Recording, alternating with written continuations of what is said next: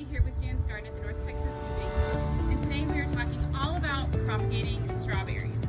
Now right here I have two really nice strawberry plants that I have propagated from different plants, and when I say propagate I mean reproduce. Strawberries, one of the fun things about growing strawberries is that first of all they can grow in small spaces, so they're great container plants, and you can produce multiple plants from just one single plant, and that is what propagation means, reproduction through propagation.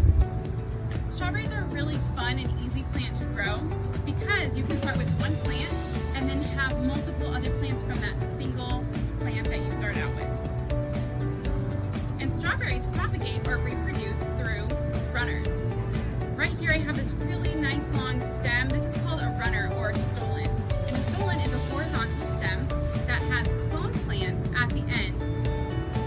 So the clone plants are going to be interspaced along the stolon at points called nodes. And this is a clone plant, so identical to this mother plant right here. Daughter plant, mother plant.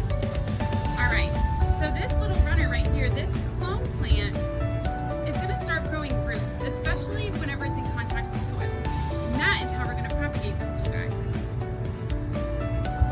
So right here I have a 4-inch pot with compost and potting soil.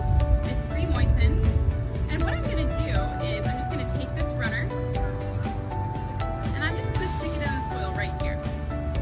I have a garden staple right here that I'm going to use to just hold it down to make sure that this little plant stays in contact with the soil and produces roots.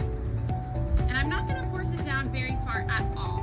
Okay, so the leaves are above the soil line. That's exactly what we want.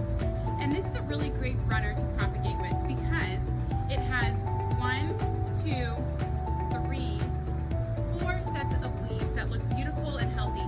And that's when you know that a runner is a really good candidate for propagating. And then this right here is a close-up of our little clone daughter plant that's going to be growing into its own plant someday. I have the landscape staple. You could also use a paper clip or whatever you want to. I have my landscape staple really close to the base of the plant. So I propagated these back in fall, so late November, early December, and they're already producing fruit this year. If you propagate strawberries in the spring, you'll start getting a crop of strawberries the following spring. However, if you propagate in the fall, then you will be able to actually be getting berries just a few months later in the spring, which is what happened here. Okay, so you can see right here on this plant we have a beautiful white flower that's going to turn into fruit. And I have a fruit right here that's getting ready to become a ripe red strawberry. Okay, so now that I have my little daughter plant here, and again, it's a clone of the mother plant, I can cut it off of this mother plant, okay? And I'm going to go ahead and cut it right down at the base of the strawberry plant. And there we have it. I'm going to cut a little bit of this off because we don't need all of it.